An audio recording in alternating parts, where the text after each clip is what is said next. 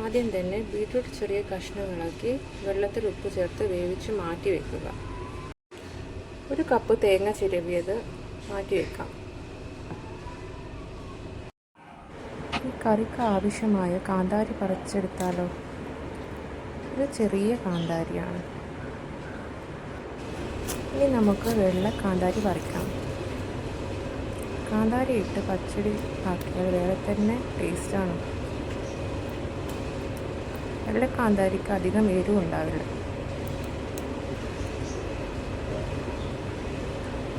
ഇനി നമ്മുടെ ബീട്രൂട്ട് ഒരു ജാറിലേക്ക് മാറ്റി ചെറുതായി ഒന്ന് അരച്ചെടുക്കാം.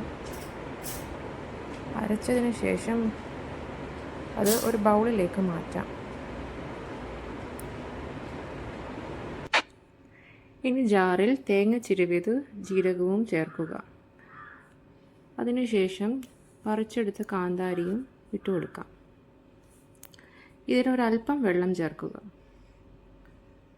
അതിനുശേഷം ഒരു 3 ടേബിൾ സ്പൂൺ തൈര് ചേർത്ത് കൊടുക്കാം. തൈരിൻ്റെ പുളി നോക്കി നമുക്ക് ആവശ്യമുണ്ടെങ്കിൽ പിന്നീട് ചേർക്കാം. ഇത് നന്നായി ഒന്ന് അരച്ചെടുക്കണം.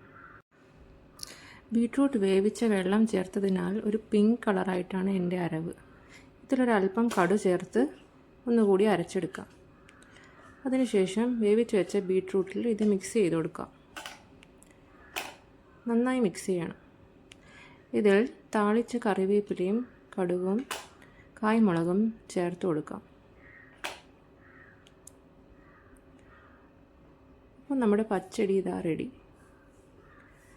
അപ്പോൾ ഇതുപോലത്തെ വീഡിയോസ് ഇനിയും കാണുവാൻ സബ്സ്ക്രൈബ് ചെയ്യാൻ മറക്കല്ലേ. ബൈ.